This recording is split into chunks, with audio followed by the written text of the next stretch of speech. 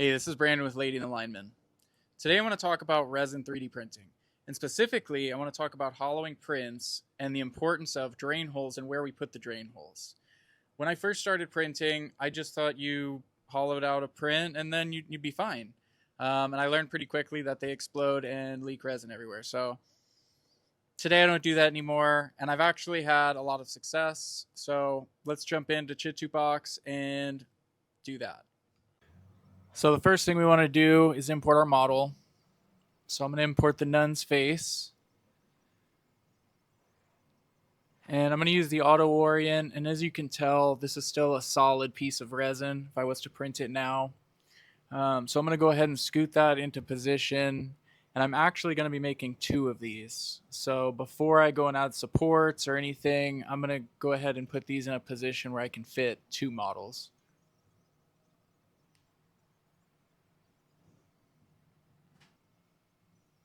So something like that. As you can tell, I found a good spot for the first one and then duplicated it instead of trying to move around a second model individually.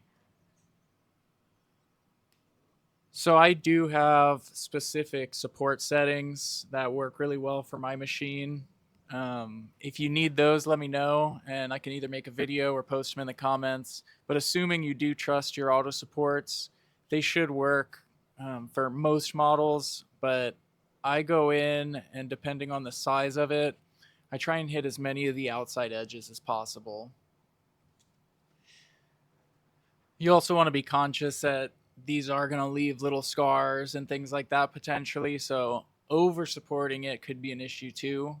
And also pay attention to where you're putting the supports. I'm putting most of mine in spots that I'm going to hide anyway.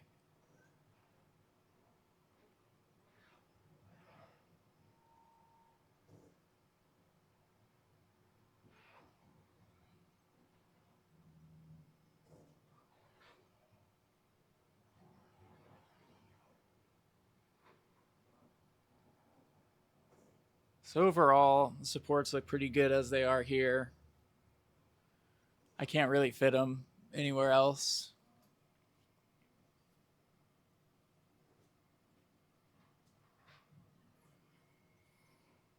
So now back in the prepare screen, I'm going to go ahead and hollow this.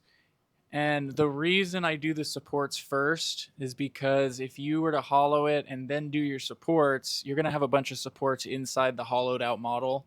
And I'm using infill anyway, so the model has its own form of supports.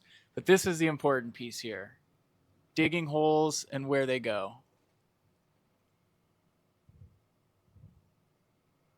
So if you're looking at it from this view here, this is going to be upside down facing your resin vat. So as it builds, any of the resin built up to that point should drain out of those holes.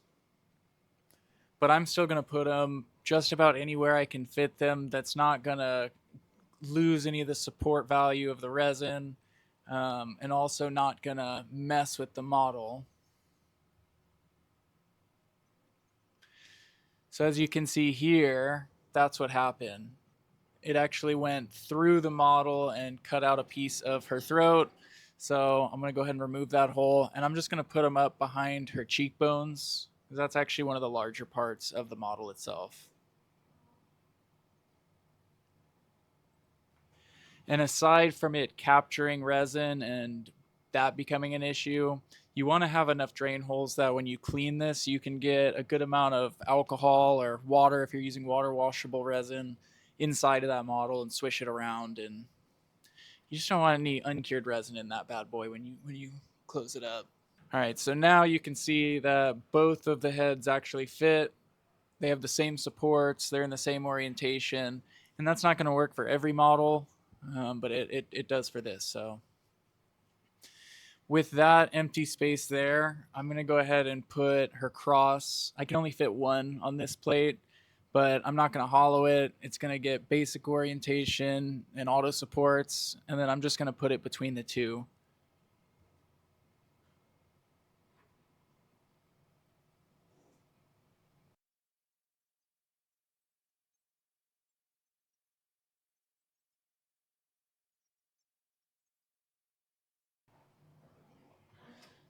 So you got to mess with the model orientation a little bit, but after some fidgeting, you make it fit.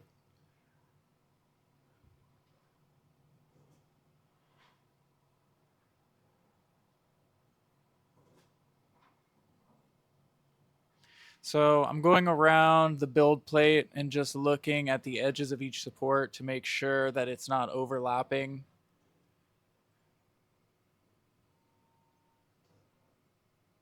And these ones all seem good.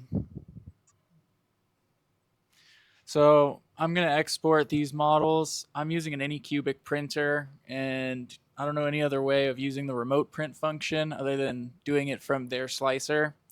But I really like Chitubox, so I slice it in that and then import it over into their slicer. I forgot what their slicer's called, but their slicer, I imported into that. And then I don't have to walk around with a USB stick. So it fits well on their plate. They don't detect that I already put supports on it. So when I go to slice this, it's going to ask if I want to add supports, and it's going to tell me I'm dumb and stuff. But just do direct slicing, and then that jumps over to my printer. So if you want to see the next steps, the cleaning process, and then the post process, go ahead and hit that next video, follow and subscribe, and I don't know, keep printing stuff. Thank you.